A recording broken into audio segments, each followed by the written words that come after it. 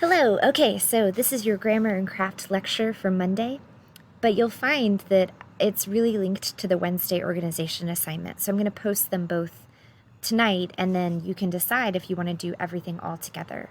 Because your grammar and craft assignment is to write a single sentence, but it's to write the thesis statement of your intro paragraph.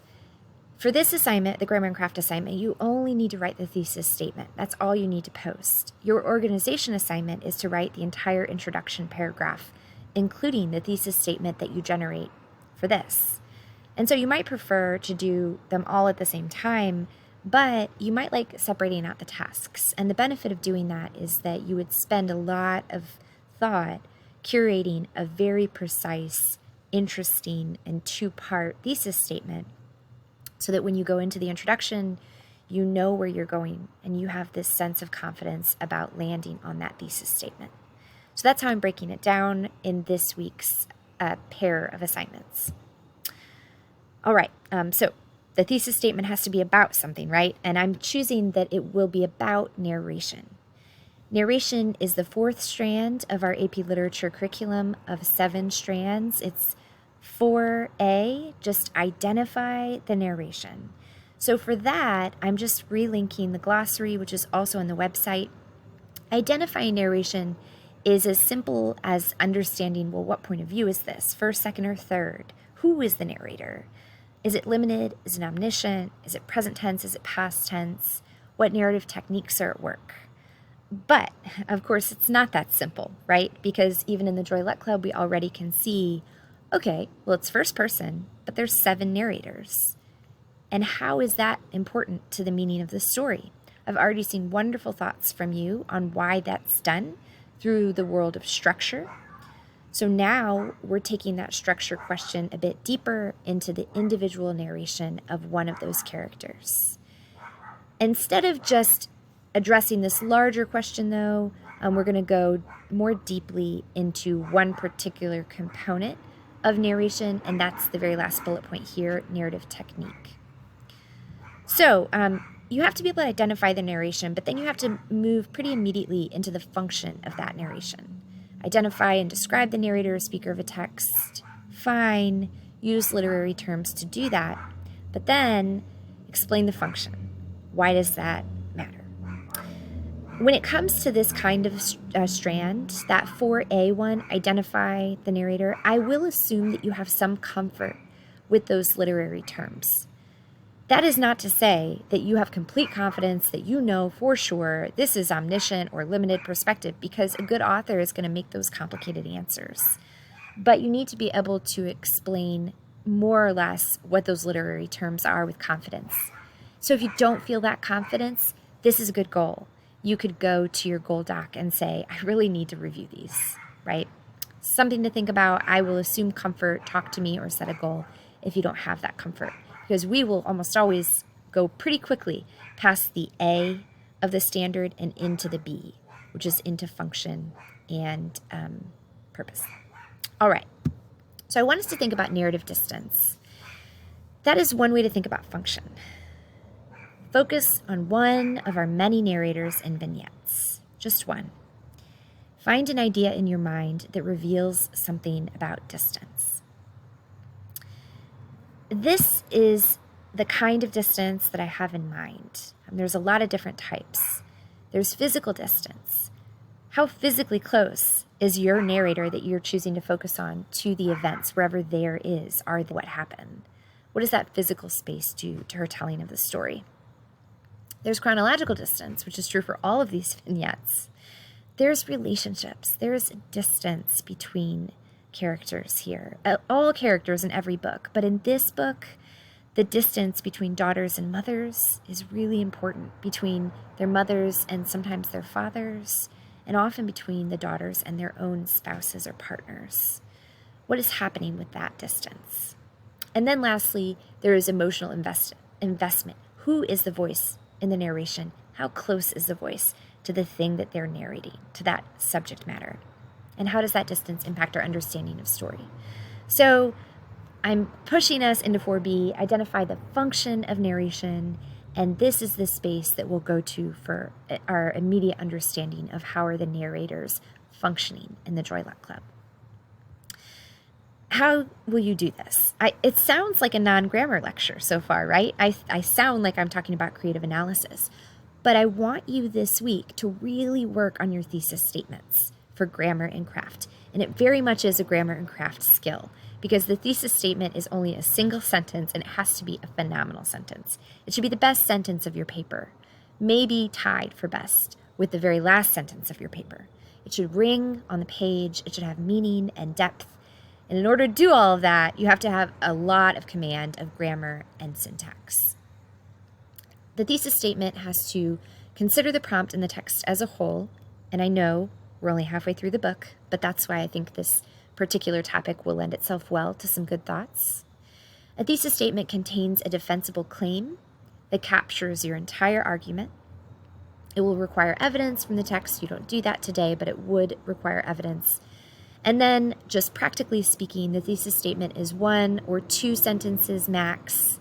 It contains a strong idea and a line of reasoning. So it's 2-part. It's going to set off an initial claim. It's going to say something with strength. And then it will have a second part of the sentence that takes that thought somewhere.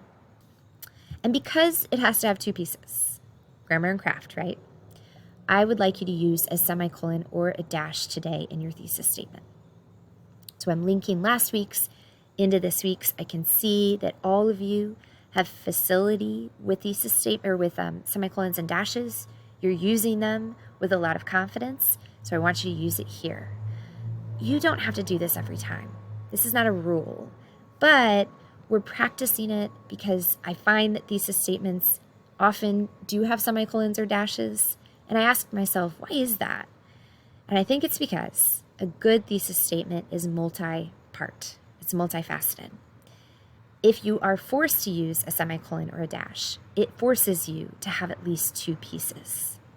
And that's good. It's a good backdoor into a complex thesis statement. All right, so that's the task. The task is simply a single sentence, but of course it's packed. So I should show you some models. First, let me explain something that I find a little confusing myself. In the AP language, they say claim paragraph, strong claim, but then occasionally they throw in thesis statement, and I thought we should just draw out the differences. The thesis statement is the main sentence of your paper, and it contains your biggest claim and your line of reasoning. A claim is something that appears in the intro in the form of the thesis statement, but it also appears, a microclaim appears at the top of every body paragraph. They're your guiding ideas. It is not plot summary. The thesis statement and the claim have in common that they are all trying to connect your ideas together. And so, just like all squares are rectangles, but not all rectangles are squares, all thesis statements are claims or have claims, but not all claims are as strong as a thesis statement. Here's some models. So I've got a few models. I've got one non-model, and I'm going to show you the non-model first. The non-model is here, and the reason it's not a great thesis statement, I'm going to try to show you, is because it's plot summary. So this is from a student that I taught a little while ago. It's all anonymous, though. Certainly it's none of you. I have a few models from you all. So the thesis statement is this very last sentence of the first paragraph. It starts without. Without boundaries and guidelines, the student writes, the small group of children lose sight of how things work, which allows Jack to capitalize on their bewilderment by campaigning as their new leader. There are good ideas in this, but it's framed through the language of plot summary. This happens, and so this happens, and then this happens. That will trap this writer, and they will find that as they try to make this argument throughout, all they end up doing is having very artful summary of what happened in the book. The conclusion, when the student gets to the conclusion, will be irrelevant. They won't really have anything else to say. And so a thesis statement that doesn't contain strong ideas that are novel will inevitably falter at the end, whereas a strong thesis statement will continue to gain momentum as the writing continues. So let me show you some models of that. The first model I have is the same document, and It's from another student I taught in the past. The student writes at the very beginning, last sentence of the intro, here, in exploring Ralph's journey in resisting this carnal urge for power, Goldie makes a point about the split between an animal and human and comments on how remorse is what keeps us human. All right. Doesn't contain a semicolon, but you can see it's multi-part. There's this first initial idea. Ralph's journey is resisting a carnal urge for power. That in itself is interesting. But then there's more. Golding is making a point, the writer says, about how important remorse is. Now that's an interesting line of reasoning. I know I'm going to be reading in this essay about Ralph's struggle to resist an animal instinct for power, and I'm also going to be reading about his remorse. And then I'm going to be reading about remorse in general, which is just a really cool thought. So it's got 2 parts. It could even have 3 parts there. And the writer has set out for herself an interesting line of reasoning. Of course, you all have done this too. So let me show you a couple of models. Here's Eden's from her Lord of the Flies essay. So in the last sentence, Eden writes, Ralph, he struggles to free himself from the boy's savage power and ultimately from the savagery within himself. I love that.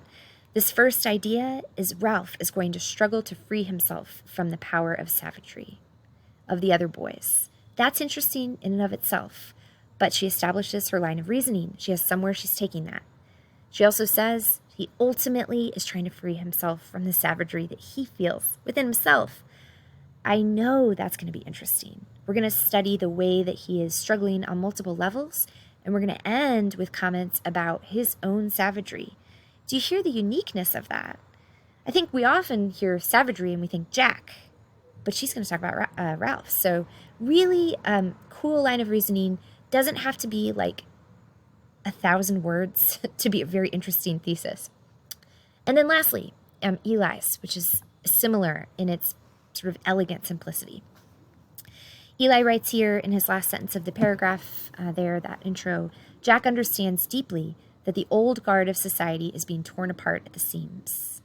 And he uses his words and actions to bring the others to return to their carnal state. Similarly, Eli is establishing his first point in his thesis statement. Jack knows something here.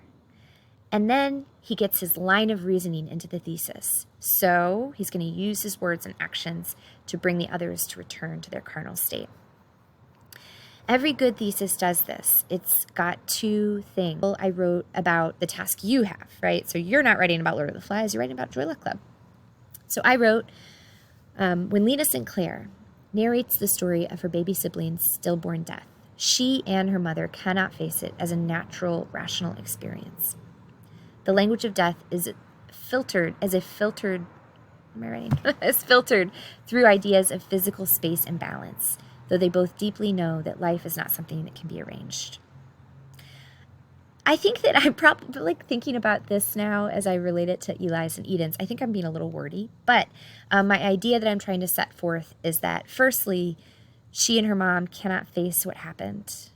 And secondly, why they talk about death through physical space, but life is not something that they can control. And I'm hoping to land on that idea of how life is so unpredictable for them and for so many in this essay. Were I to actually write this essay, I would try to bring in the idea of Bing too, because that's the next narrative in the story, and it's really important as well. All right, so your task. Choose one of the narrators who at one moment or another exemplifies the distance between narrator and subject. And then, in a well-organized thesis, explore the impact of that distance on the story, a relationship, or individual characters. Please ensure it's a 2-part thesis, and then also use a semicolon or a dash.